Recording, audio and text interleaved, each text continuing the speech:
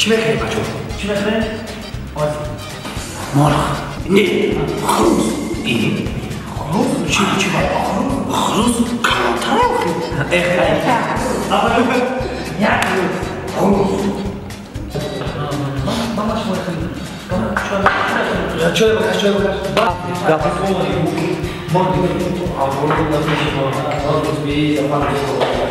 تقول من ساعة شو بطل وكان ده دقة عم ورق ورق أو كان هذا هو ودموي ناو مش خليه إيه ودموي يا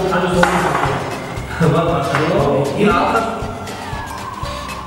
ها أبا إيه يا ما بسوق ولا يوردي